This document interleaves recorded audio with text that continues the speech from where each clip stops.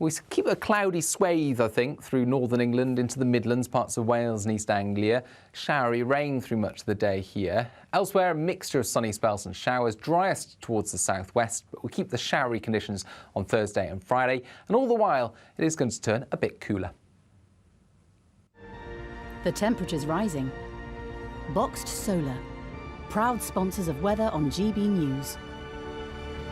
What you get for breakfast is something that, if we do our jobs right, you will wake up to news that you didn't know the night before. It's a conversation. It's not just me and Eamon. We want to get to know you, and we want you to get to know us.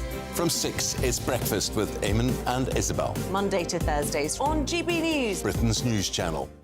Westminster is going around in ever-decreasing circles, followed by the media. Britain is broken.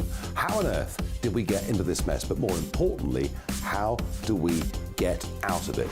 Join me at 7 p.m, Mondays to Thursdays on Farage, here on GB News. We will have open, rational debate. We've got to work out how Britain moves forward from this. Join us here on GB News, the People's Channel. Britain is watching.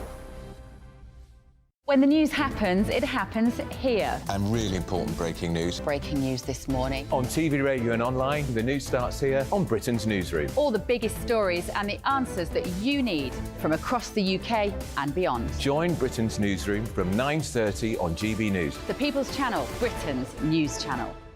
Join me, Patrick Christie's, Monday to Friday, 3 till 6. We tackle the day's news agenda like you've never seen before. It's high tempo, high octane, the most controversial topics and the best guests. You will not be able to take your eyes and ears off it. I'm not afraid to ask the questions that you really want answered. 3 till 6 p.m, Monday to Friday on GB News, the People's Channel, Britain's news channel.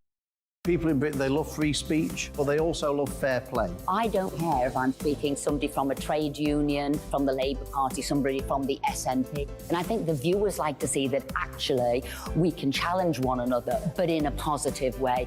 We think we ask the questions that people want to ask, and often we ask the questions that we wanted to ask in Parliament but never got the chance to ask. So join us every Saturday, 10 a.m. till noon on GB News, Britain's news channel. It's all about family, being in people's living rooms, all the interaction and getting to know who our viewers and listeners are. When I was young, my dad used to say, Nana, stop arguing. I wanted an outlet that would enable me to give my opinion. People are going through a really hard time right now, and I know that you don't feel like you're being listened to by the establishment. I came to GB News because it's the People's Channel, and I want the audience to have their say on the events of the day. We're dynamic. We do something different. Democracy shows that the wisdom of the nation is in its people. I get to travel to find out what the story is from a personal perspective. The British people aren't fools. We know when we're not being told the full story. We've got to work out how Britain moves forward from this. It's the best country in the world. The establishment had their chance. Now we're here to represent your views. Britain's watching. Britain's watching. Britain's watching. We're proud to be GB News, The People's Channel, Britain's news channel.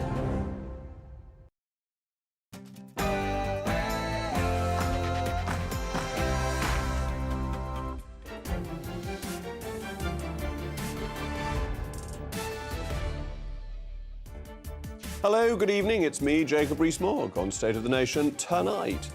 It's death and taxes, life's two inevitables, the latter of which is the worst of the two. But what about when the two come together?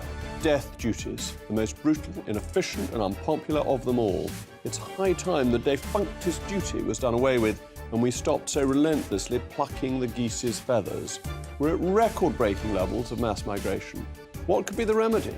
Well, Sir Anthony Charles Linton Blair has given his view. Let in even more people and try to undo Brexit.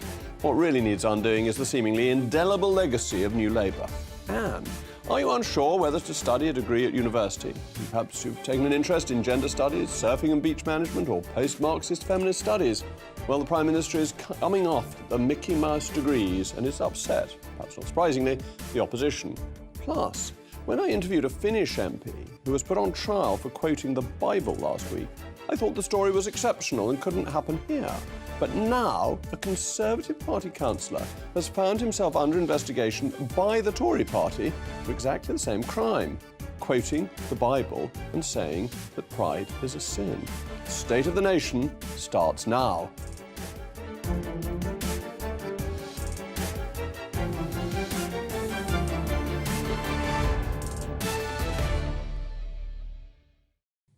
I'll also be joined by an acerbic panel this evening, the cantankerous historian Dr. David Starkey and the author and broadcaster Amy Nicol. As ever, I want to hear from you. It's the most important part of the programme. Email me, mailmog@gbnews.com. But now it's time for the news with Rory Smith.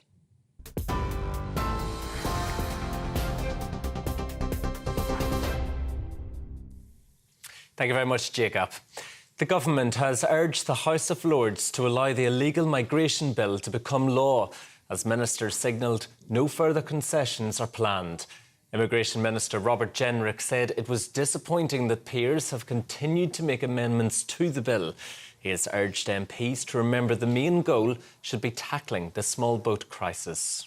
We believe that inaction is not an option, that we must stop the boats, and that this bill is a key part of our plan to do just that. The message and the means must be absolutely clear and unambiguous. If you come to the UK illegally, you won't be able to stay here. Instead, you'll be detained and returned to your home country or removed to a safe third country. There is simply no point in passing legislation that does not deliver a credible deterrent and provides the means to back it up. Students could be banned from poor quality university degrees under new government plans.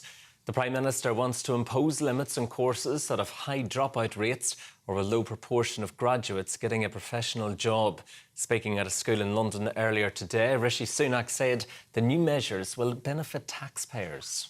Now, for many people, university is the right answer and it does brilliantly. But actually, there are a range of people who are being let down by the current system. They're being taken advantage of with low-quality courses that don't lead to a job that makes it worth it, leaves them financially worse off. That's what we're clamping down on today. But at the same time, making sure that young people have a range of fantastic alternative opportunities, whether that be apprentices or higher technical qualifications, for example. So the key message is, look, you don't have to go to university to succeed in life. There are a range of fantastic options, and that's what we're delivering.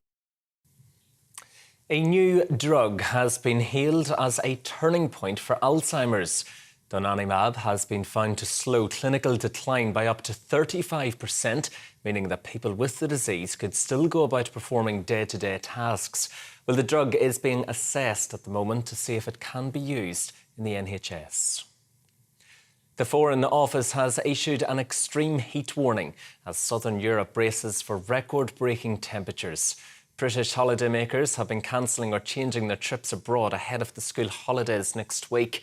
Meanwhile, China has recorded its hottest ever temperature at 52.2 degrees in Sanbao. That's a remote town in the country's northwest. TV, online, DAB+ radio and on TuneIn. This is GB News. Now, though, back to Jacob.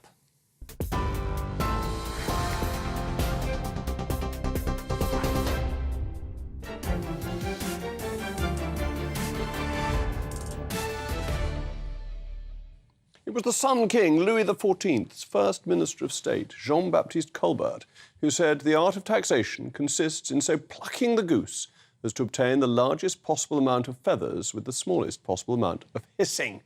And as I've said before on this programme, the geese are now honking. The question is, can the Prime Minister hear them? We currently have the highest tax burden since the Second World War. So it was reported over the weekend that Downing Street has been discussing the future of inheritance tax. And I strongly support this discussion and actually urge the government to abolish it outright. Inheritance tax, death duties, to give them the name that is unspun, only brings in revenues of about £6 billion a year. About 4% of deaths pay the tax. And many of the lobby in favour of the tax maintain that it only hurts the wealthiest, which is why it's fine to have it. But it's not actually quite true. Inheritance tax actually hits those more in the middle because the extremely wealthy are able to manage their assets in a way that gets them out of the scope of the tax. This isn't illegal. The system is set up to allow legitimate means of being ineligible to pay it, and it's part of the inefficiency of the tax. The numbers for this are shown that the effective rate paid as estates become more valuable declines. So the people who get hit are those with mid-levels of wealth, particularly those in the southeast of England. So it's an unfair tax, as the socialists might phrase it. And although it only hits 4% of deaths, actually 31% of people expect to pay it, according to this excellent Times poll carried out by YouGov. And this is important because it's an aspirational tax. People expect that through their work, through their efforts, through the sweat of their brow, they will get in to this tax threshold. And as we've discussed before, the effect of fiscal drag means that more people will be paying it because it hasn't been adjusted in line with inflation. So the £325,000 threshold has been declining in real terms. And as I was saying about the South East, well, London, the average property price in London is already double this. And about a quarter of homes sold each year in the UK exceed the threshold too. So inheritance tax, death duties are going to hit more and more people. And it's the worst of all worlds because not only does it raise relatively little money, considerably less than 1% of the income the Treasury receives, a little bit over 0.5%, it's also economically damaging. Now, why is this? Well, people invest according to the best way of maintaining their capital. And you maintain your capital free of death duties if you invest in certain things that the government approves of. So farmland is broadly exempt. Certain businesses, but not all businesses, certain businesses are exempt. And this means that people, as they get older, don't change their investments, partly because of the cumulative effect of capital gains tax followed by death duties. You face a 20% tax on the gain, followed by a 40% tax on the capital, which means you stick to assets that are inefficient rather than reallocating the money to greater economic efficiency and therefore growth. So you're getting a tax that creates a maximum amount of hissing and it makes economic activity less likely. The allocation of capital is fundamental to making an economy work. You always want capital to be as freely allocated as possible. Why? Because that's where future growth, future employment, future business activity comes from. So that's why I'm urging the Prime Minister to free the geese from the tyranny of the state's relentless plucking. As always, Vox Populi, Vox Dei, and so we asked the people if they wanted to abolish inheritance tax, and the people have spoken. Yes, I do think it should be abolished. It's an unfair tax on families. I don't say abolish, but it certainly should be changed. My house that I bought for $52,000 is now worth just over $1 million. My two children and their families and my grandchildren are going to be greatly disadvantaged. Our parents have already paid taxes in this country. Our granddads have paid taxes in this country. It's been going on for generations. I don't think it should be abolished because I think that it creates equality. The lower limit should be raised to around £5 million now. Yes, because I've worked very hard for what we've got. My husband and I want everything to go to our daughter. You've already paid your tax on that money beforehand, so why should you have to pay it again? I'm now joined by my panel, historian Dr. David Starkey and author and broadcaster Amy Nicole-Turner. Amy, isn't it an unfair tax that is economically inefficient and therefore in the interests of growth it should be got rid of? I feel like this is one of those taxes that is very poorly understood, and I think that the people vox popped, that lady saying that she wants to give her house to her daughter, potentially doesn't realise that she's very unlikely to do that because she'll very more than likely have to use a big chunk of her money from her house to pay for her social care, because that is an absolute mess. Well, but only 1 in 10 people have to pay for social care in that way. 4% but Amy, of people pay. She'd be under the threshold, £325,000, no, and then 40% you've of just each made a statement £1. that statistically is inaccurate. Only 1 in 10 people have to pay for their care out of their house. Currently. So why on earth should you think that that lady who came on is one of those 10? Because I suspect that number is only going to raise when we look at the state of social care. The whole thing is speculation, really. Currently, let's think about it. You talk about these geese. No, we've been dealing with... You're talking about the honking geese. This is 4% of the richest people in the country. That is a very quiet Jacob demonstrated that that's simply not true. But Jacob... Why do you want to protect the top 4%? Please, just... You've talked entirely in terms of statistics and numbers. Can we... I know, Jacob, it's not a word that politicians, even you, like. Maybe you do. Can we talk about principle? why inheritance is important in principle. Because this seems to me to be the key issue. I believe, and I doubt if you do, I think you do, that it's a good and indeed necessary thing that there is as wide a distribution of wealth as possible, that a wealthy citizenry are a free citizenry. If we go back to the very beginning of political discourse, Aristotle, he is quite clear that only a man of independent means can be genuinely free. Otherwise, you're a state dependent, which, as we know, is the general purpose of the Labour Party, to reduce as many people to state dependency as possible. But the really interesting thing is, throughout, you weren't talking about England, you were talking about France. We had little lessons on Colbert. Colbert was not the principal minister, he was the sort of surintendant des finances and this kind of thing. But why France? Because France was the opposite model of England. If you go back to the origins of English conservatism, just one second. Well, I'm more than happy to go back to John Fortescue. But it is, just one second, let's do it. It is Fortescue. What Fortescue says, just a minute, and then you can have a long, long talk. I'm sure I won't be able to have a long, long talk. You'll have a very long talk, because you'll have nothing to say, and you're very good at saying it at length. The point about Fortescue is French and word salad. So go ahead. Fortescue sees wealth as the defining difference between England and France. In France, it's the state and the king that's rich. In England, it's the people. And that is the foundation of English conservatism. And what has gone so terribly wrong, Jacob, your party has stopped talking about property and wealth because it's frightened of it and ashamed of it. I completely agree with This you. is And what it's fundamental to what I was saying about the allocation of capital. But Amy... You often have problems with the idea of state handouts, people getting money for nothing. If this isn't people getting money for nothing, then I don't know what is. Inheritance tax is the ultimate handout. This is unearned income. See, what's wrong with unearned income? It is, they haven't stolen it. And so don't you think the family unit is important? Don't you think that parents should bring up their children to value the making of money, the earning of money, the saving of money, the central distribution of money? You see, because I also think, again, that we haven't talked about this, I think wealth has got a purpose. In other words, that purpose is also a social purpose. And again, the fact that we attack wealth so easily, so glibly, means that we've lost a sense of the social purpose of wealth. If you've got confiscatory taxation... Something that I regard as more important than generational wealth being handed down, kept in the very small amount of hands that it is social mobility. And I can't see, if you want to abolish inheritance tax, then you need to plug the £7 billion a year that it brings into the Treasury. We do have a problem with social mobility is much more about education than it is about inheritance. That inheritance is about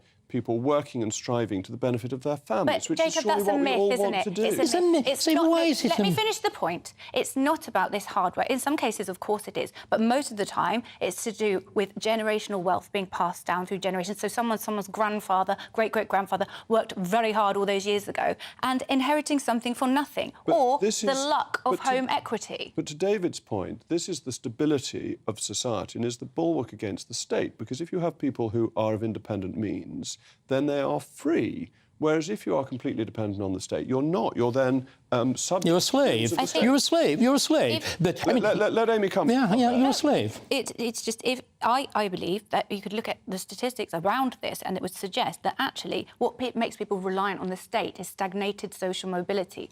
If you're going to gather all the money at the top and not allow... I don't disagree with that, but what stagnates social mobility is dependency, and the dependency culture that traps people.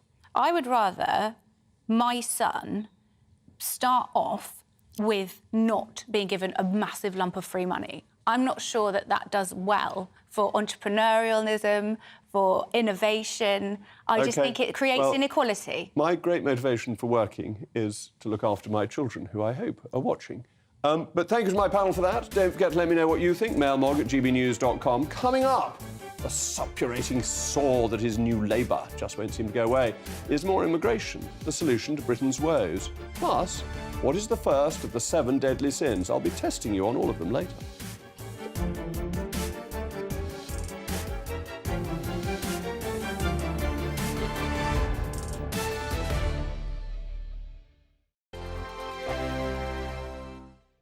What you get for breakfast is something that, if we do our jobs right, you will wake up to news that you didn't know the night before. It's a conversation. It's not just me and Eamon. We want to get to know you, and we want you to get to know us. From 6, it's Breakfast with Eamon and Isabel. Monday to Thursdays on GB News, Britain's news channel. Westminster is going around in ever-decreasing circles, followed by the media. Britain is broken. How on earth did we get into this mess? But more importantly, how do we get out of it? Join me at 7 p.m, Mondays to Thursdays on Farage, here on GB News. We will have open, rational debate. We've got to work out how Britain moves forward from this. Join us here on GB News, the People's Channel. Britain is watching. When the news happens, it happens here. And really important breaking news. Breaking news this morning. On TV, radio and online, the news starts here on Britain's Newsroom. All the biggest stories and the answers that you need from across the UK and beyond. Join Britain's Newsroom from 9:30 on GB News. The People's Channel, Britain's news channel. Join me, Patrick Christie's Monday to Friday, 3 till 6. We tackle the day's news agenda like you've never seen before. It's high tempo, high octane, the most controversial topics and the best guests. You will not be able to take your eyes and ears off it. I'm not afraid to ask the questions that you really want answered. 3 till 6 p.m, Monday to Friday on GB News, the People's Channel, Britain's news channel. People in Britain, they love free speech, but they also love fair play. I don't care if I'm speaking somebody from a trade union, from the Labour Party, somebody from the SNP. And I think the viewers like to see that actually we can challenge one another, but in a positive way. We think we ask the questions that people want to ask, and often we ask the questions that we wanted to ask in Parliament but never got the chance to ask. So join us every Saturday, 10 a.m. till noon on GB News, Britain's news channel. It's all about family, being in people's living rooms, all the interaction and getting to know who our viewers and listeners are. When I was young, my dad used to say, "Nah, stop arguing." I wanted an outlet that would enable me to give my opinion. People are going through a really hard time right now, and I know that you don't feel like you're being listened to by the establishment. I came to GB News because it's the People's Channel, and I want the audience to have their say on the events of the day. We're dynamic. We do something different. Democracy shows that the wisdom of the nation is in its people. I get to travel to find out what the story is from a personal perspective. The British people aren't fools. We know when we're not being told the full story. We've got to work out how Britain moves forward from this. It's the best country in the world. The establishment had their chance. Now we're here to represent your views. Britain's watching. Britain's watching. Britain's watching. We're proud to be GB News, the People's Channel, Britain's news channel.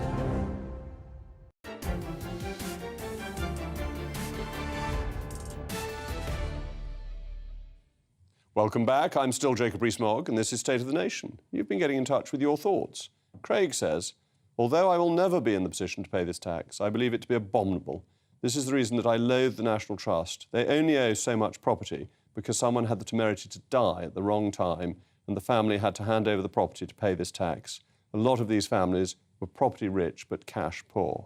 Jez says, having just gone through probate with my father's estate, inheritance tax substantially delays probate and adds to the distress of the bereaved. Time for it to go. Trevor says, I love the David and Amy double act, great entertainment. Well, they'll be back later, so we'll have some more entertainment. There are many painful legacies of the New Labour years. The Supreme Court, the muddled devolution, the chaotic House of Lords. But one of the least thought through, and with the greatest effect, was mass migration.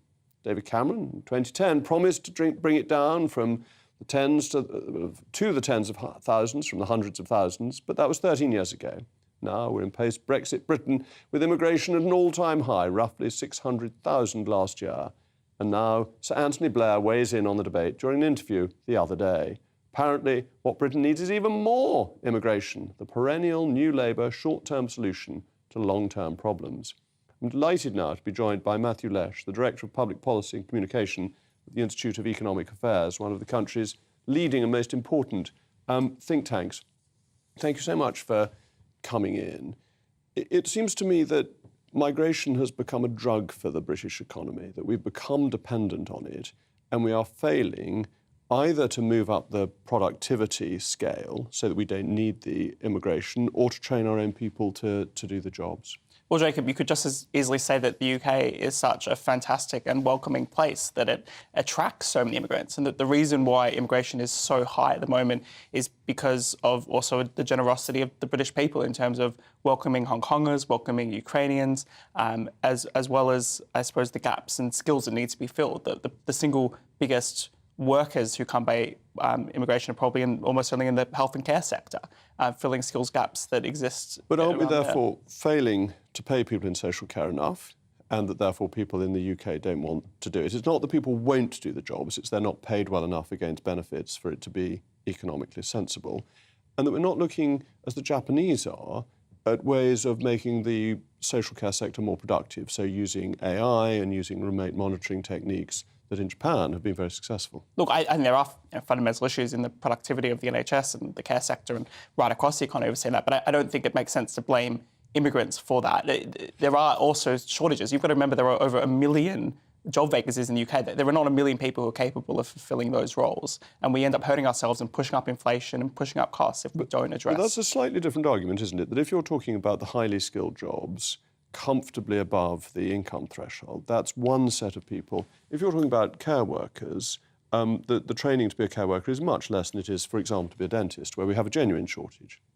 Well, you've got to ask yourself, so do you want people doing those jobs? How many are going to be going there? Does having care workers coming from abroad, people who are willing to do those jobs, allow other people in the economy to then move up into higher skilled, higher paid jobs? So it's not necessarily the case that you have a kind of lump labour and we're worse off, and it's an immigrant taking from a local. We could have more jobs, of course. But if that were true, wouldn't our productivity be increasing if people were going from low-skilled jobs to higher-skilled jobs? And that the productivity problem in the UK, since 1997, the public sector has seen productivity decline, is one that shows that just taking cheap immigrant labour is not solving our productivity problem, or indeed our labour market problem. Well, indeed, I agree with you about the productivity problem. I think this is the biggest problem we face as a society, but I don't think that's caused by immigrants. I think immigrants, if anything, make big productivity contributions to the economy. And you can say that at the low skill as well as the high skill level, and more so at the high skill level where there's a stronger case. But is that right? The reason I push back on this is because if you had to get the existing labour force to do it, you would have to pay them more, because supply and demand would mean wages would go up, which gives businesses the incentive to invest in mechanisation or to move out of low productivity businesses. So there's a lot of migrant labour to come and pick soft fruit. Actually, this country should not be in the soft fruit growing business. If we can't do it economically, the comparative advantage means that we should be importing it.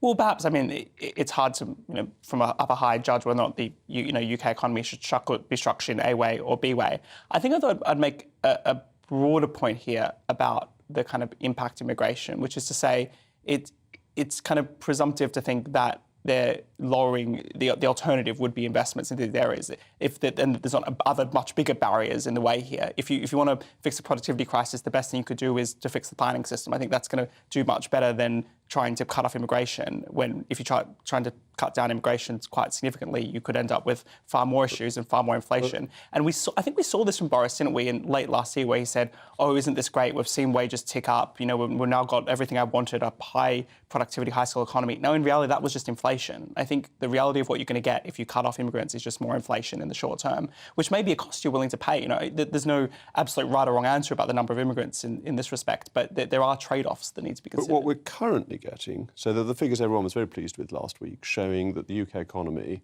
had grown faster than Germany and France and so on since 2010. But when you looked at GDP per capita, we hadn't. And that therefore what we've been doing is getting low GDP per capita growth because of mass migration, which means the standard of living in this country, for the average Briton, is not rising as fast as it is in other countries. Well, I would say that the issue with productivity growth is a whole bunch of other issues that I think you and I would agree on. Issues like we're regulating businesses out of existence with so many burdens that we don't allow people to live potentially nearby to where they're most productive. I wrote a pamphlet for the IEA a few years ago on the planning problem, and it's got worse rather than better. And I absolutely agree with you. That is a missed opportunity. So I come back to immigration being the sort of national drug, because instead of tackling the other problems that increase productivity and help the economy grow, we say, let's just bring in a few more 100,000 people from abroad. And it doesn't solve the underlying problems. But I think in the end, it's not the underlying problem. Immigrants, if you dive into the studies on this, time and time again, the studies do not suggest that immigrants are lowering the productivity. If anything, it's the opposite, and they're making a net contribution. The average EU immigrant, for example, the studies suggested was providing 1,000 net gain to the British taxpayer, to the public sector in the UK. Now, you can, as the UK has done, rightfully so, chosen not just to be biased in favour of EU immigrants and to accept immigrants from all over the world, but I think you would simply find on net immigrants are making a contribution to the UK economy, and that the productivity issues are very little to do with immigration and a lot to do with other issues. Well, thank you very much, Matthew. Coming up, are you looking for a degree in surfing and beach management? Or perhaps this is one for GB viewers, post-Marxist feminism, plus does pride goeth before destruction and a naughty spirit before a fall? The temperature's rising. Boxed Solar, proud sponsors of weather on GB News. Hi there, it's Aidan McGibbon here from the Met Office with the GB News forecast. Today's showers ease overnight, clear and cool conditions for many, but more rain in places by dawn. That rain arriving from the west, a small frontal system, a slack area of low pressure. Ahead of it, actually a ridge of high pressure helping to kill off Monday's showers in many places. Clear spells widely across England, Wales and Scotland overnight. Just a few showers continuing for the north of Scotland. A different story for Northern Ireland, as well as eventually parts of Wales and towards the southwest. Here, clouds thicken, 12 or 13 Celsius by dawn, but towards the north and the east, shelter spots getting off to a cool start, 8-9 Celsius in one or two places, as well as plenty of sunshine. We keep the sunny skies for northern Scotland, as well as the south and southeast of England during the morning. In between, a lot of cloud, outbreaks of rain, that rain pushing north into central Scotland, affecting much of northern England, Wales and eventually the far southwest. The rain most persistent across parts of Northern Ireland, and under the wet weather, it's going to feel on the cool side. Now, all of that pulls away during Wednesday morning. We keep a cloudy swathe, I think, through northern England into the Midlands, parts of Wales and East Anglia. Showery rain through much of the day here. Elsewhere, a mixture of sunny spells and showers, driest towards the southwest, but we keep the showery conditions on Thursday and Friday, and all the while, it is going to turn a bit cooler. The temperature's rising. Boxed Solar, proud sponsors of weather on GB News.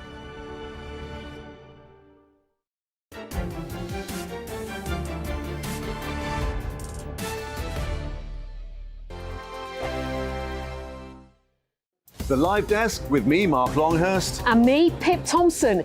It's here Monday to Friday on GB News. From midday, we'll bring you the news as it breaks, whenever it's happening and wherever it's happening, from across the UK and around the world. Refreshing, feisty, but with a bit of fun too. If it matters to you, we'll have it covered on TV, radio and online. Join the Live Desk on GB News, the People's Channel, Britain's news channel.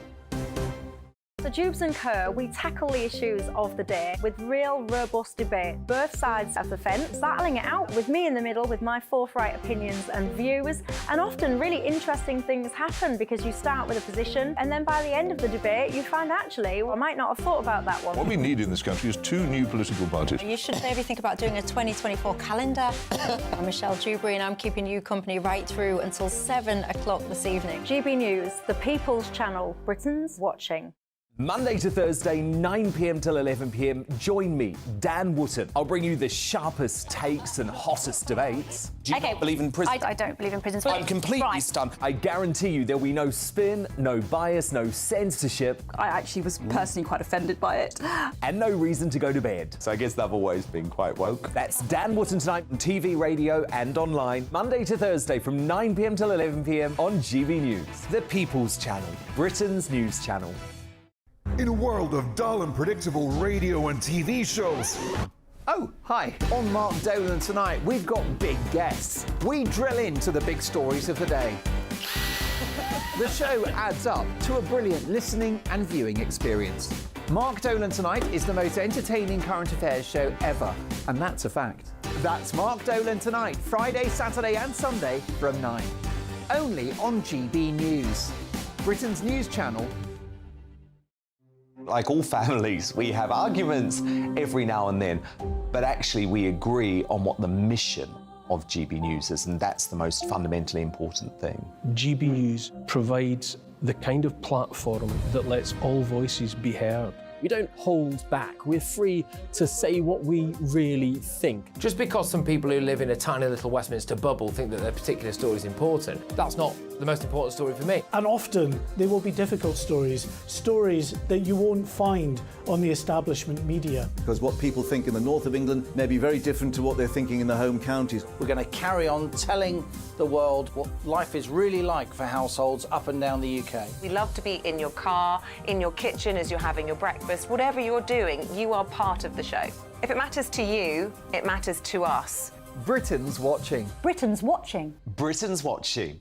We're proud to be GB News, The People's Channel. Britain's news channel.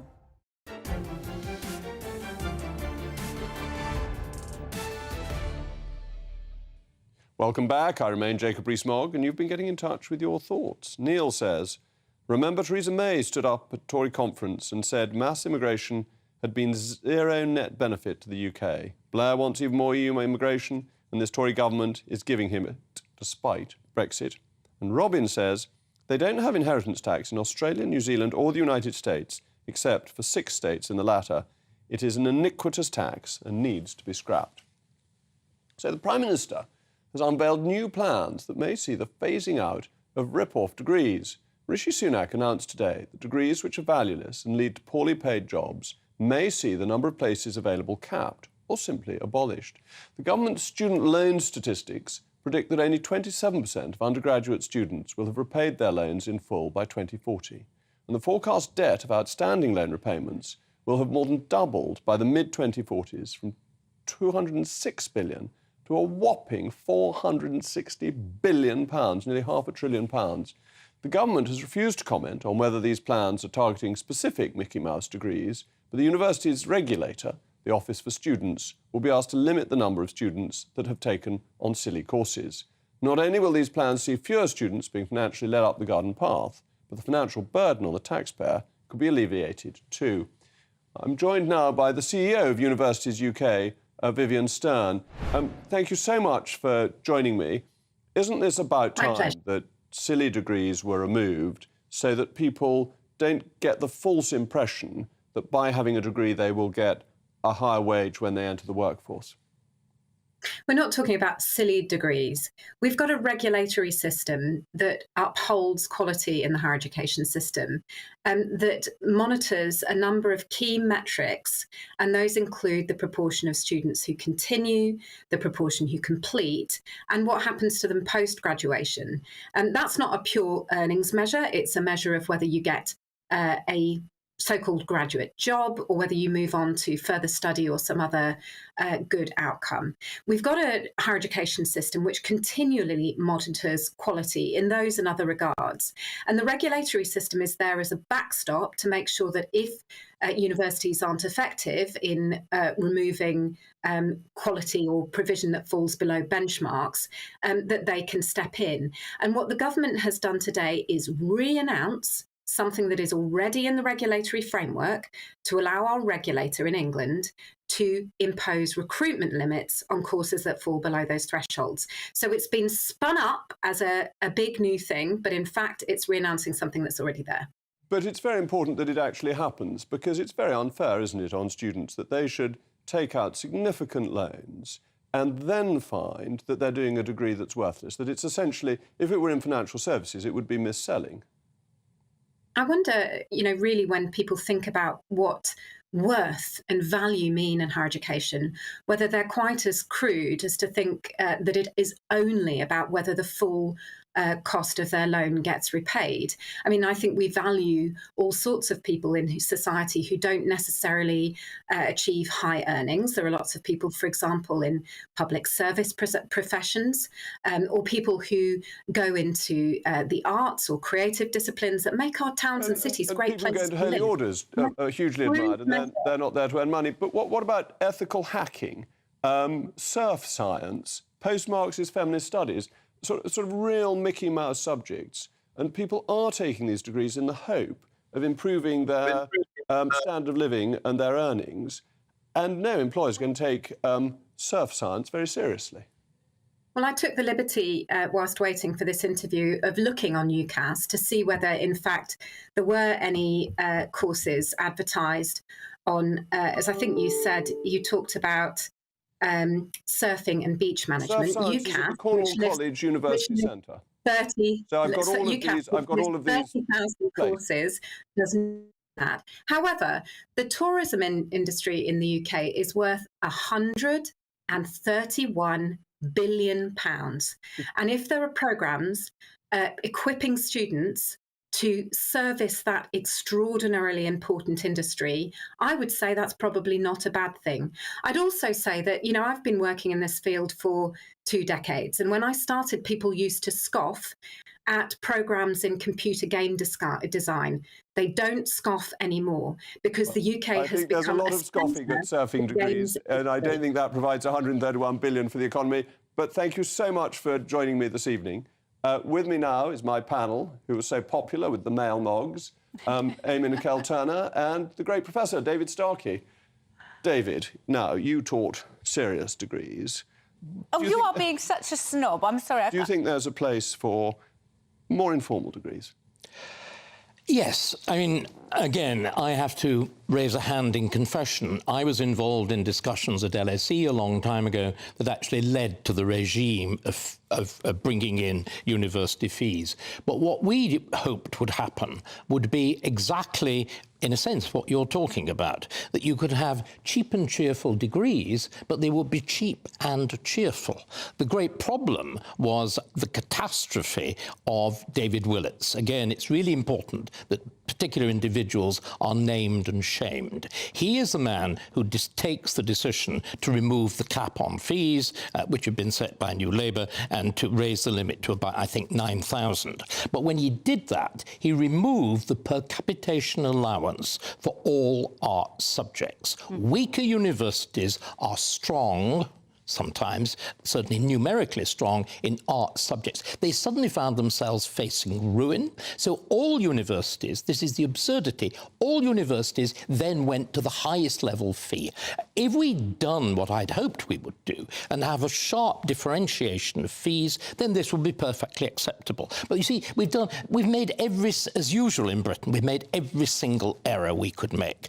Abolishing the polytechnics was a disaster. If you look in France and Germany and any country with serious engineering, or indeed America, there are serious technical universities. We got rid of them. The other thing was that we, despite the fact we suddenly created 100 and odd universities, we went for neo-Oxbridge model. We decided that people would go away. They would need accommodation. They would need board and lodging. Whereas if you look at the mass university systems of continental Europe, and to a large extent America, in America most people will go to their local state university, and the same is absolutely true of France and Germany. So as always, I'm afraid, under all governments, Labour and Tory, and even coalitions, we get it wrong. Amy, you're the defender of Mickey Mouse. I really draw issue at this whole Mickey Mouse subject. I don't think there is... Mickey Mouse is very profitable, is the... The very fact that you're studying a degree. So when you go for a job, and degrees do still increase your chances of getting a job, so they just do. They say, have you got a degree? And they're not as interested in the subject, they're interested in the actual process that is involved in getting a degree and the discipline that you need. And the discipline involved, in certain sectors, maybe not in your snobby areas of elitism, but in general life. No, I'm sorry.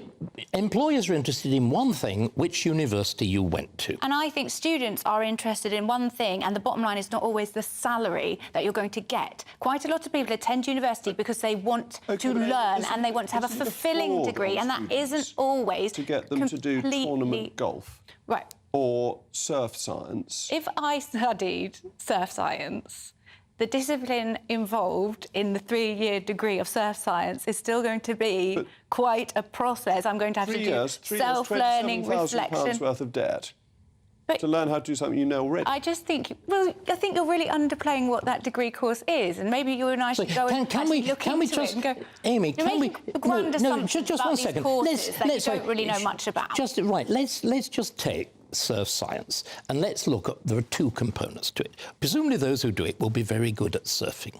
What is the actual science supposed to be? This is the great problem. You get this false academicization. People who, I'm quite sure, will be completely unable to write an essay will be trying to write essays. You will get people producing a sociology of surfing. You will get people trying to teach people tiny little bits about hydrography and about... In other words, it will be pseudo-academic. And the pseudo-academic is, I think... there's a place for... I think the thing... No, I'm sure you believe in pseudo, but if you actually look at what's gone wrong with our education, with Michael Gove being particularly responsible, virtually every subject has become pseudo-academic. So if we talk about, like, silly courses, so if we take Boris Johnson, he studied classics and Greek, and he's not very good at Greek now, but he's got the job of running the country.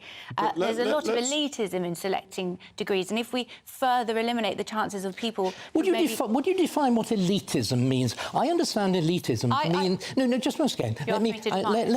Let's try. It's a really good thing in debate if everybody tries to understand the terms. You use elitism as a kind of boom, horrible. I use elitism to mean the best. Don't you think? I use it to describe people that didn't need student loans to be there. So if you take a degree like History of Art, which would be considered a Mickey Mouse degree to a lot of people, you will still get people who did not need student loans because they have the backing of their family, and they will still take that degree. Okay, so the industry will become more and more selective in the fact that you don't have financial backing. Because you were saying it was what we were saying about academic excellence was snobby. I'd put the other way around, that requiring a degree for every job is snobby, that actually... And it's silly. We've discovered with the police and with nursing that you don't need degrees for lots of jobs where they have started... Again, they are prime examples of... Because I would like everyone to have that opportunity, because university isn't just about the degree, it's about the experience. And what a fantastic experience. All three of us went to university, and now we're declining other people get the opportunity. My brilliant panel, and more... To a product of a Mickey Mouse degree. You don't even know what degree I did. It's obvious. What degree do you think I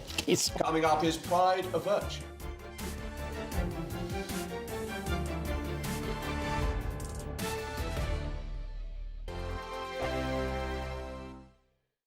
Monday to Thursday nights on GB News. At 6, it's Dubes & Co. 7 o'clock, Farage. At 8, join Jacob Rees-Mogg. And at 9, Dan Wootton Tonight, followed by headliners on TV, radio and online. This is GB News. Now then, Lee Anderson here. Join me on GB News on my new show, The Real World, every Friday at 7 p.m, where real people get to meet those in power and hold them to account. Every week, we'll be hearing your views from up and down the country in the real world. Join me at 7 on GB News, Britain's news channel. Join me, Camilla Tominey, on Sunday mornings from 9:30, taking the politicians to task and breaking out of SW1 to see how their decisions are affecting you across the UK. Bursting the Westminster bubble every Sunday morning, only on GB News, the People's Channel. Britain's watching. Join us every night on GB News at 11 p.m. for Headliners, which is 3 top comedians going through the next day's news stories, which is exactly what you need, because when the establishment has gone crazy, you need some craziness to make sense of it. So join us 11 p.m. every night on GB News, the People's Channel, Britain's news channel. I'm Andrew Doyle. Join me at 7 o'clock every Sunday night for Free Speech Nation, the show where I tackle the week's biggest stories in politics and current affairs with the help of my 2 comedian panellists and a variety of special guests. Free Speech Nation, Sunday nights from 7 on GB News, the People's Channel, Britain's news channel. Every Sunday from 11, join Michael Portillo. There will be topical discussion, looking at the week before and the week to come. So kick back and relax at 11 a.m. on Sundays on GB News with me, Michael Portillo. GB News, the People's Channel, Britain's news channel. I joined GB News because I was sick and tired of not hearing my views being represented, not just mine, but so many people that I knew and spoke to. I just couldn't get my voice out there. I couldn't say anything. I couldn't do anything. Whatever the narrative was, I kind of had to follow it. GB News is there to provide a voice for those who have been ignored by the establishment media. We think different things. We've got a different style. GB News is here to be optimistic and positive about the future. It's real kind of dynamic and flowing, with the audience very much at the heart of it. like a big family. Here at GB News, we talk about the things that matter to you. Hearing the voices from right across our towns and cities, especially our towns. All sides of the argument represented with a heavy dose of opinion. We're on a mission here to make a difference. And the GB News family really is here for you, and whatever time of day you can watch or listen. Britain's watching. Britain's watching. We're proud to be GB News. The People's Channel. Britain's news channel.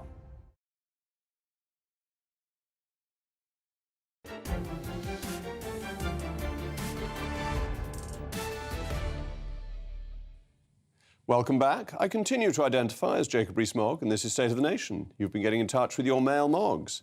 Anne says, as an ex-Job Centre employee, I can verify many people with degrees are not even in work, let alone one using their degree.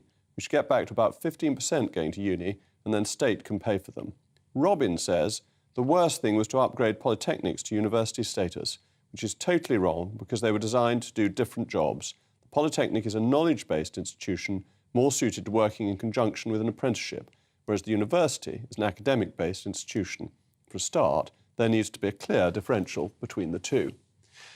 Perhaps one of the most perplexing parts of the public discourse surrounding what has come to be known as cancel culture is that many, particularly of the political left, continue to spread the lie that the phenomenon is utterly contrived and doesn't really exist. Well, if you happen to be one of those people convinced by such arguments, my next guest may convince you otherwise. Northamptonshire councillor King Lawal expressed his religious views on Twitter, stating that pride is not a virtue, but a sin.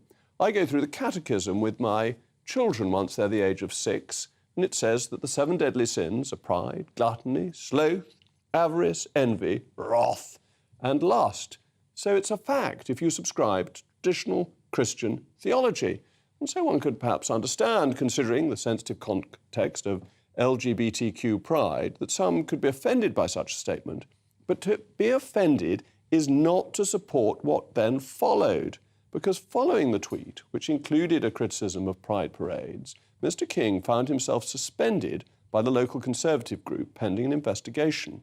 But he also claims to have been forced to resign from his job at a nursing and care business, removed as a trustee from a local charity, and to have been suspended as an academy council leader from a local state secondary school. Well, King Lawal joins me now. King, thank you very much for coming in. It's a horrible time for you. Absolutely.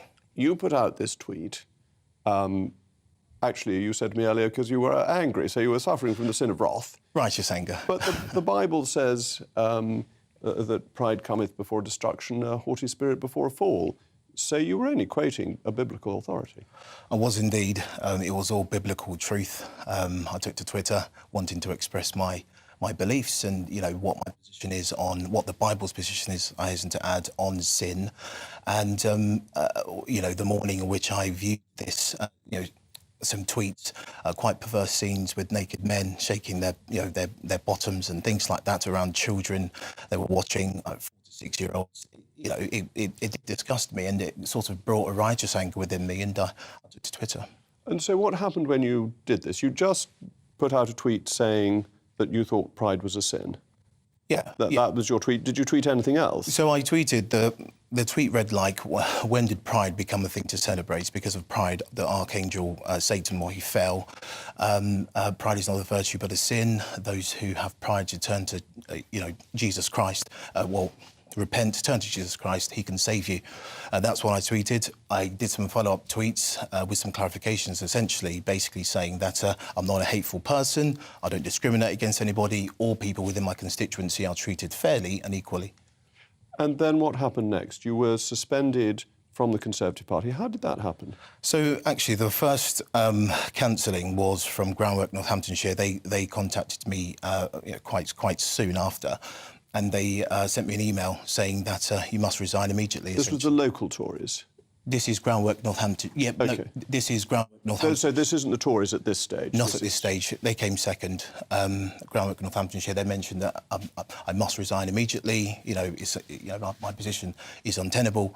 And they did it by email, quite brutal. I've known them for 2 years, and they counselled me in that manner. Then the leader of the party, of the local party, contacted me and said that He suspended me for 21 days on instruction by CCHQ, and that CCHQ wanted to unusually investigate me directly, not the local party. OK, because CCHQ, Central Office, denies this. They say that you were suspended purely by the local party. Right. But that's not your understanding? No, it's not my understanding at all, and I'm sure the leader will also back this up. He gave me a call this evening and again just reassured me that it is the Central Office, it's the CCHQ. And there's an email as well from CCHQ that sort of attested this as well. And what reason is given for suspending you?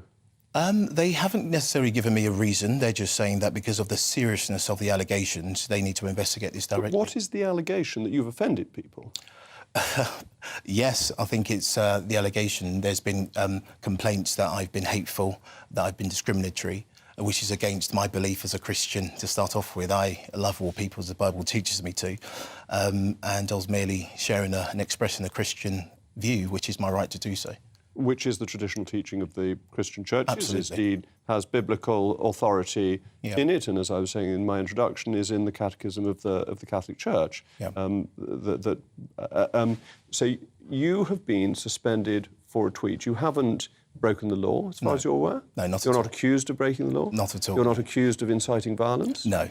Nothing of this kind? Nothing at all. I did ask the question as to why I'm being suspended, and I just got told that it's their prerogative to suspend me for 21 days with no allegation whatsoever as part of the party rules. And so have you been suspended from Twitter, or are you still on Twitter? I'm still on Twitter. So Twitter hasn't thought that this was hate speech, or under any of their guidelines, it breached any of their guidelines? No, not at all. And were you abusive to any individual? I wasn't in the slightest. You just made the general point. There's no reference to any individual. No reference to anybody whatsoever. My tweets were purely to express a biblical Christian view because I'm a Bible-believing Christian. But it seems that people took offence to it, and what's quite incredible is that people who don't believe in sin at all took offence to this tweet. If their moral authority isn't God, why do they take offence to it, and why am I cancelled? It's my... That is a very good question. If you don't believe in Christianity, why are you worried? What about Christianity sin. teaches. Absolutely. That's good. That is a very good point. But thank you very much, King. The leader of Northamptonshire Council said, North Northamptonshire Conservative Group are an inclusive group. We continue to be committed to reducing inequality within our communities and creating a fair and inclusive environment for everyone. We fully support our LGBTQ+ community, and we support all communities. Thank you, King. That's all from me. Up next, it's the return of Professor Dan Wootton, back from the Dominions. Dan, what's coming up on your show? Jacob, good evening. We have some shocking exclusive details coming out of this Essex migrant camp, showing actually a total failure to actually keep British lives safe. Then also Riley Gaines, she is one of the women standing up for biological women in sport. She's going to hit back at the top American footballer who says she would be happy to have a trans member in her football team. Plus, we've got all the regulars. Neil Oliver, Calvin McKenzie and Lady Colin Campbell. Don't go anywhere. Well, you always have the most brilliant guests. That's all coming up after the weather. I'll be back tomorrow at 8 o'clock. I'm Jacob Rees-Mogg. This has been State of the Nation. And I'm sure, having rained over the weekend when I wasn't telling you it would be sunny because I was away, it will be sunny tomorrow in Somerset. A glorious day for everyone who's there. That warm feeling inside. From Boxed Boilers. Proud sponsors of weather on GB News. Hi there, it's Aidan McGibbon here from the Met Office with the GB News forecast. Today's showers ease overnight, clear and cool conditions for many, but more rain in places by dawn. That rain arriving from the west, a small frontal system, a slack area of low pressure. Ahead of it, actually a ridge of high pressure helping to kill off Monday's showers in many places.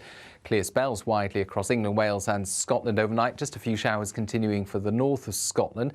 A different story for Northern Ireland, as well as eventually parts of Wales and towards the southwest. Here, clouds thicken, 12 or 13 Celsius by dawn, but towards the north and the east, shelter spots getting off to a cool start, 8-9 Celsius in one or two places, as well as plenty of sunshine. We keep the sunny skies for northern Scotland, as well as the south and southeast of England during the morning. In between, a lot of cloud, outbreaks of rain, that rain pushing north into central Scotland, affecting much of northern England, Wales and eventually the far southwest. The rain most persistent across parts of Northern Ireland, and under the wet weather, it's going to feel on the cool side. Now, all of that pulls away during Wednesday morning. We keep a cloudy swathe, I think, through northern England into the Midlands, parts of Wales and East Anglia. Showery rain through much of the day here. Elsewhere, a mixture of sunny spells and showers, driest towards the southwest, but we'll keep the showery conditions on Thursday and Friday. And all the while, it is going to turn a bit cooler. That warm feeling inside. From boxed boilers. Proud sponsors of weather on GB News.